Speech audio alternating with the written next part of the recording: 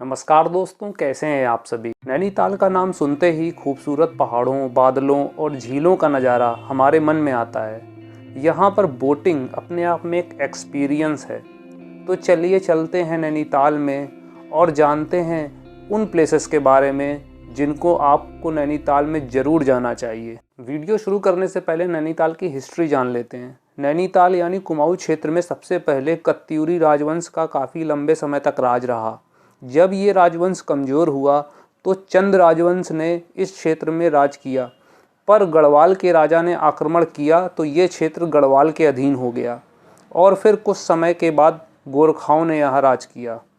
गोरखा वर्चस्व लंबे समय तक नहीं रहा। 1814 में ब्रिटिश सरकार ने कुमाऊं की ओर अपना ध्यान आकर्षित किया। ईस्ट इंडिया कंपनी को पहाड़ियों में दिलचस्पी थी। वहाँ पैदा होने वाले गांजे के कारण, जिसकी एक बड़ी मात्रा काशीपुर में स्थित कंपनी के कारखाने से होकर गुजरती थी, गवर्नर जनरल लॉर्ड हेस्टिंग्स ने कुमाऊं को कब्जा करने का प्रयास किया और 1815 की शुरुआत में युद्ध की घोषणा की गई। युद्ध में नेपाल यानी गोरखाओं की हार हुई और अंग्रेज़ों ने कुमाऊं पर आधिपत्य प्राप्त किया। ये खूबसूरत शहर 7 पहाड़ियों से घिरा हुआ है, जिन्हें लोकप्रिय रूप से सप्त शृंग के रूप में जाना जाता है। अयारपाटा, देवपाटा, हांडी बांडी, नैना, अलमा, लारिया कांटा और शेर का डंडा। नैनीताल न केवल एक प्रसिद्ध पर्यटन स्थल है, बल्कि अपने प्रतिष्ठित शैक्षणिक संस्थानों और स्कूलों के लिए भी जाना जाता है, जो ब्रिटिश काल से ही यहाँ मौजूद हैं। ऐसी कई प्रसिद्ध हस्तियाँ हैं जो या तो यहाँ पैदा हुई या नैनीताल से जुड़ी हुई हैं, जैसे जिम कॉर्बेट नैनीताल में पैदा हुए और उनकी शिक्षा भी यहाँ हुई। उनके नाम पर ही पास के ही नेशनल पार्क का नाम जिम कॉर्बेट पड़ा, जो भारत का पहला नेशनल पार्क भी है। गायक अनूप जलोटा और क्रिकेटर मनीष पांडे का जन्म भी नैनीताल में हुआ। महान अभिनेता अमिताभ बच्चन ने नैनीताल के शेरवुड कॉलेज में शिक्षा प्राप्त की थी। ये तो आपने नैनीताल की हिस्ट्री के बारे में जाना, लेकिन नैनीताल में कुछ ऐसे फेमस प्लेसेस हैं, अगर आप नैनीताल ट्रिप पे जा रहे हैं तो उनको मिस करना बिल्कुल भी नहीं बनता है। लेकिन मैं वीडियो में आगे बढ़ूँ उससे पहले आप लोगों के कुछ क्वेश्चंस जो मेरे पास आए हैं उनके मैं रिप्लाई कर देता हूँ नैनीताल से रिलेटेड। सबसे पहला जो क्वेश्चन मेरे पास आया है, which month is better for a Nainital visit. देखिए, नॉर्मली नैनीताल लोग जाते हैं मई या जून में, क्योंकि समर का टाइम रहता है, लेकिन नैनीताल में मई जून में बहुत ज़्यादा रश रहने लगा है, बहुत ज़्यादा भीड़ रहने लगी है। गर्मी की छुट्टी होती है, सब लोग नैनीताल। तो जो बेस्ट मंथ है वो मेरे हिसाब से वो सितंबर अक्टूबर बेस्ट मंथ है। बहुत कम टूरिस्ट, प्लेजेंट वेदर, होटल के रेट कम रहते हैं क्योंकि ऑफ सीजन रहता है। दूसरी चीज़, अगर आप विंटर में जाना चाहते हैं यानी स्नोफॉल देखना चाहते हैं तो फिर आप मिड जनवरी के बाद ही जाइएगा, क्योंकि विंटर में भी अलग नज़ारा रहता है। दूसरा क्वेश्चन मेरा ये है, विच इज़ बेटर नैनीताल और मसूरी। देखिए, दोनों अपनी जगह ही बहुत अच्छे हैं, लेकिन दो चीज़ों में, जैसे आप हाइकिंग या ट्रैकिंग के शौकीन हैं तो मसूरी जाइए, और अगर आप बोटिंग का भी मज़ा लेना चाहते हैं, लेक है चूँकि नैनीताल में, बोटिंग वगैरह करना चाहते हैं तो फिर नैनीताल ठीक है, नैनीताल जाना। Third question is, does Nainital have snowfall. हाँ, होता है नैनीताल में, लेकिन बहुत समझ सकते हैं रेयर है कि हो जाए। होता है लेकिन कुछ कन्फर्मेशन नहीं है कि इस टाइम पर ही होगा, अभी होगा, ऐसा कुछ कन्फर्म नहीं। जैसा जब हम बिल्कुल नॉर्थ में जाते हैं तो कन्फर्म होता है कि दिसंबर में स्टार्ट हो जाता है, लेकिन हाँ अगर होगा तो यहाँ पे मैंने बताया ना मिड जनवरी के बाद, और मिड जन से मिड फेब के बीच में ही होगा ये। लास्ट क्वेश्चन लेते हैं, how many days is Nainital is enough. मतलब नैनीताल में कितने दिन रहना ठीक है। मतलब 2 से 3 दिन में आप नैनीताल और आसपास के जो पूरे एरिया है अच्छे से एक्सप्लोर कर लेंगे। चलिए अब हम अपने टॉपिक पे आते हैं, लेकिन अगर अभी तक आपने वीडियो को लाइक नहीं किया है या फिर चैनल को सब्सक्राइब नहीं किया है तो प्लीज़ चैनल को सब्सक्राइब करें और चैनल को सपोर्ट ज़रूर करें। गर्मियों में यहाँ पर जो टेम्परेचर है वो करीब रहता है 10 डिग्री से लेकर 25 डिग्री के बीच में, और विंटर्स में ये हो जाता है करीब, वही मान के चलिए 8 डिग्री से लेके -1 डिग्री तक चला जाता है टेम्परेचर। तो इस हिसाब से जब भी आप आ रहे हैं तो टेम्परेचर के हिसाब से, क्लाइमेट के हिसाब से प्लानिंग करके आइए। अब वीडियो में आगे बढ़ते हैं, मैं फेमस प्लेसेस के बारे में बता रहा हूँ। हमारा जो सबसे पहला फेमस प्लेस है अगर नैनीताल आप जा रहे हैं वो है नैना देवी मंदिर। देखिए, जब आप नैनीताल जाएंगे, नैनीताल में जब आप मॉल रोड से होते हुए नैनी झील जो है उसके आगे से बढ़ेंगे तो वहाँ एक नैना देवी का प्रसिद्ध मंदिर है। बहुत खूबसूरत मंदिर है वो। नैनीताल जो झील है उसके बिल्कुल सटा हुआ मंदिर है। बहुत अच्छा लगता है मंदिर। चारों तरफ बोटिंग, चारों तरफ के नज़ारे देखिएगा, पहाड़ों से घिरा हुआ है और बहुत अच्छी लोकेशन में वो मंदिर है और बहुत फेमस मंदिर है। पौराणिक कथा के अनुसार दक्ष प्रजापति की पुत्री सती का विवाह भगवान शिव से हुआ था। दक्ष प्रजापति भगवान शिव को पसंद नहीं करते थे, लेकिन देवताओं के आग्रह को वो ठुकरा नहीं सकते थे, इसलिए उन्होंने अनिच्छा से अपनी पुत्री का विवाह भगवान शिव से कर दिया। एक बार दक्ष प्रजापति ने अपने यहाँ यज्ञ में सभी देवताओं को आमंत्रित किया, लेकिन अपने दामाद भगवान शिव और पुत्री सती को आमंत्रित नहीं किया। सती हट करके इस यज्ञ में पहुँच गईं। जब सती ने हरिद्वार स्थित कनखल में अपने पिता के यज्ञ में सभी देवताओं का सम्मान और अपना तथा अपने पति का अनादर होते देखा तो वे अत्यंत दुखी हुईं। वे ये कहते हुए यज्ञ के हवन में कूद पड़ी कि मैं अगले जन्म में भी शिव को ही अपना पति बनाऊंगी। आपने मेरा और मेरे पति का जो अनादर किया है उसके बदले में मैं यज्ञ के हवन कुंड में स्वयं को भस्म कर लूँगी और आपका यज्ञ असफल कर दूंगी। जब शिव को इस बात का पता चला तो उनके क्रोध की सीमा नहीं रही। उन्होंने अपने अनुचरों की सहायता से दक्ष प्रजापति के यज्ञ का विध्वंस कर दिया। शिव का यह रौद्र रूप देखकर सभी देवी देवता चिंतित हो गए कि कहीं शिव विनाश न कर दें। भगवान शिव ने सती के जले हुए शरीर को अपने कंधे पर रख लिया और आकाश में घूमने लगे। देवताओं के कहने पर भगवान विष्णु ने अपने सुदर्शन चक्र से सती के टुकड़े टुकड़े कर दिए। ऐसे में जहाँ जहाँ शरीर के अंग गिरे वहाँ वहाँ शक्तिपीठ निर्मित हुए।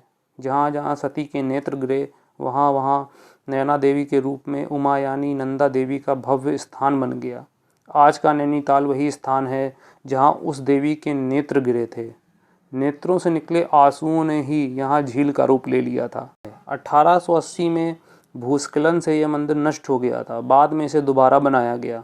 यहाँ सती के शक्ति रूप की पूजा की जाती है। मंदिर में 2 नेत्र हैं जो नैना देवी को दर्शाते हैं। कुमायूं के चंद राजाओं की इष्ट देवी भी नंदा ही थीं, जिनकी वे निरंतर यहाँ पूजा करते रहते थे।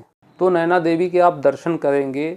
दर्शन करने के बाद जो दूसरा जो सबसे फेमस प्लेस है वहाँ आप जाएंगे। वो उस प्लेस का नाम है नीम करोली आश्रम। आपको पहुँचने में 1 से 1.5 घंटा लग जाएगा, लेकिन एडवाइस यही है कि मॉर्निंग में जाइएगा। उस रास्ते पे 10 या 11 बजे के बाद ट्रैफिक जैम बहुत रहता है, क्योंकि बहुत ज़्यादा रश रहता है भीमताल के लिए भी और उस रास्ते में बहुत ज़्यादा रहता है, इसलिए टाइम से निकलने की कोशिश करिएगा। जब आप नीम करोली बाबा आश्रम पहुँचेंगे ना, इतना खूबसूरत वो जगह मंदिर है। चारों तरफ पहाड़ ही पहाड़, जंगल, और वो बीच में आपको आश्रम दिखेगा। नीम करोली बाबा का नाम तो आप सभी ने सुना होगा। भगवान हनुमान के बहुत परम भक्त थे वो। ऐसा माना जाता है कि जब महाराज जी 17 वर्ष के थे, उनको इतनी छोटी आयु से ही सारा ज्ञान था। कहा जाता है कि एक बार बाबा ट्रेन में सफ़र कर रहे थे, लेकिन उनके पास टिकट नहीं था, जिस कारण टीटी ने उन्हें पकड़ लिया। बिना टिकट होने के कारण टीटी ने उन्हें अगले स्टेशन में उतार दिया। स्टेशन के पास के गांव को नीम करोली के नाम से जाना जाता है। बाबा को गाड़ी से उतार दिया गया और टीटी ने ड्राइवर से गाड़ी चलाने का आदेश दिया। बाबा वहां से कहीं नहीं गए। उन्होंने ट्रेन के पास ही एक चिमटा धरती पर लगाया और बैठ गए। चालक ने बहुत प्रयास किया, लेकिन ट्रेन आगे ना चली। ट्रेन आगे ना चलने का नाम ही नहीं ले रही थी। तभी गाड़ी में बैठे लोगों ने यह कहा कि ये बाबा का प्रकोप है।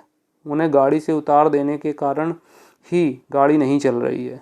तभी वहाँ बड़े बड़े अफसर आए जो बाबा से परिचित थे। उन्होंने बाबा से क्षमा मांगी और ड्राइवर और टिकट चेकर दोनों को बाबा से माफ़ी मांगने को कहा। सब ने मिलकर बाबा को मनाया और उनसे माफ़ी मांगी। बाबा ने गांव के नाम पर रेलवे स्टेशन बनाने की मांग रखी। आज भी उत्तर प्रदेश के फर्रुखाबाद डिस्ट्रिक्ट में नीम करोली रेलवे स्टेशन है। यहीं से बाबा की चमत्कारी कहानियाँ प्रसिद्ध हो गईं और इस स्थान से पूरी दुनिया में बाबा का नाम नीम करोली बाबा के नाम से जाना जाना लगा। यहाँ लोग आते हैं, घंटों टाइम स्पेंड करते हैं, और आप भी जब आएँ तो थोड़ा टाइम लेके आएँ, 3 से 4 घंटे लेके आएँ। आश्रम में दर्शन करें और कुछ समय आश्रम के अंदर शांति में ज़रूर बिताएं। अब अपने 3rd प्लेस में आते हैं। यह है भीमताल। वही करीब आधे से पौन घंटा आपको समय लगेगा भीमताल पहुंचने में। इतनी बड़ी और इतनी खूबसूरत लेक है। मैं अपना एक्सपीरियंस बताऊं तो मुझे नैनीताल से ज़्यादा अच्छी लेक भीमताल लेक लगी। टूरिस्ट कम है और इतनी ग्रीनरी है, इतना कोई ज़्यादा रश नहीं है और बड़ा खूबसूरत लगता है। सच में मैजिकल एक्सपीरियंस रहता है। भीमताल बहुत अच्छी जगह है। अब भीमताल फेमस क्यों है? भीमताल एक प्राचीन स्थान है जिसका नाम महाभारत के भीम के नाम पर रखा गया है। भीमताल झील के किनारे स्थित एक पुराना शिव मंदिर भीमेश्वर महादेव मंदिर माना जाता है। कहते हैं कि पांडवों के वनवास काल के दौरान भीम इस स्थान पर आए थे। मंदिर का निर्माण 17वीं शताब्दी में चंद वंश के राजा और कुमायूं के भी राजा बाज बहादुर ने करवाया था। भीमताल नैनीताल से भी पुराना है क्योंकि नैनीताल शहर जो है करीब 150 से 160 साल पुराना है। भीमताल पुराने पैदल मार्ग पर एक जगह थी जो कि पास के काठ गोदाम को पूरे कुमायूं क्षेत्र और यहाँ तक कि नेपाल और तिब्बत से कनेक्ट करती थी। यह एक फेमस रेशम मार्ग यानी सिल्क रूट का भी हिस्सा थी। तो अगर आप नैनीताल जा रहे हो तो भीमताल आप ज़रूर जाइएगा। ये पूरा एक सर्किट बन जाता है, नैनीताल, नीम करोली बाबा, फिर भीमताल और एक आध ताल और है जो मैं आपको बताऊंगा। ये पूरा सर्किट बन जाता है, उसको पूरा आप घूम के फिर वापस आ जाइए। अब हम अपने 4th फेमस पॉइंट पे जाते हैं, वो है हमारा 7 ताल। वो बेसिकली नाम इस वजह से रखा गया क्योंकि 7 छोटी छोटी लेक्स हैं वहाँ पर, जिनका एक कह सकते हैं ग्रुप ऑफ लेक्स, उनको 7 ताल बोला जाता है। नेचर लवर्स के लिए तो बहुत ही खूबसूरत जगह है क्योंकि वहाँ पर बर्ड्स की बहुत वैरायटी हैं। लोग जो वाइल्ड लाइफ सेंचुरीज होती है ना, बर्ड्स को देखने जाते हैं लोग, उसके लिए बहुत फेमस है 7 ताल। और ऊपर से जो वहाँ के नज़ारे हैं तो वो तो हैं ही खूबसूरत। 7 ताल जो है घने ओक के जंगल में बसा 7 झीलों का एक समूह है। 7 ताल उत्तराखंड में प्रकृति के सबसे आश्चर्यजनक रत्नों में से एक है। नैनीताल के बाहरी इलाके में स्थित यह एक बेहतरीन पर्यटन स्थल है। पक्षी प्रेमी यहाँ बहुत अच्छा समय बिता सकते हैं क्योंकि यहाँ पर कई फिंच बर्ड्स हैं। पूरे दिन हवा उनकी आवाज़ों से गूंजती रहती है। जैसे ही आप 7 ताल के पास पहुँचते हैं, पहली झील आपको मिलेगी नल दमयंती झील। आगे पन्ना और गरुड़ झील है। थोड़ा आगे राम लक्ष्मण और सीता झील है। और इसके अलावा जो 2 मेन झीलें हैं वो है पूर्णा ताल और सूखा ताल। आपने कई बार नाम सुना होगा पनगोट का। फेमस किस लिए? नैनीताल में जब आप जाएंगे तो ऊपर कई सारे पॉइंट्स पड़ते हैं। नैनीताल में मैं कई वीडियोस बता चुका हूँ। वहाँ से एक पॉइंट है इको पॉइंट करके एक है, और आगे एक पॉइंट है जहाँ पे 0 पॉइंट बोला जाता है जिसे। उसके आगे से रास्ता जाता है पनगोट के लिए। पनगोट एक ऐसा विलेज है जो वहाँ पर घने जंगलों के लिए, नेचुरल ब्यूटी के लिए और वहाँ पर जंगली जानवरों के लिए और पक्षियों के लिए बहुत फेमस है। बहुत ही खूबसूरत जगह है।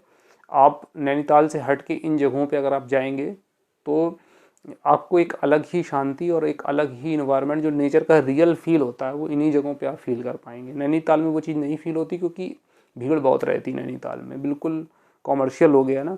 तो आप जब भी जाएं नैनीताल तो पनगोट को आप कंसीडर ज़रूर करें। यहाँ कई हिमालयन बर्ड्स प्रजाति देखी जा सकती हैं जैसे लैमर्जियर, हिमालयन ग्रिफॉन, ब्लू विंग मिलना, स्पॉटेड और स्लेटी बैक, फोर्कटेल एक्सेट्रा एक्सेट्रा। तो कई सारे आप यहाँ पर बर्ड्स को देख सकते हैं। तो ये कुछ फेमस प्लेसेस थे। आई होप कि आपको ये वीडियो बहुत इन्फॉर्मेटिव लगा होगा। चैनल को अगर आपने अभी तक सब्सक्राइब नहीं किया है तो ज़रूर सब्सक्राइब करें, वीडियो को लाइक करें, शेयर करें। मिलते हैं आपसे नेक्स्ट वीडियो में।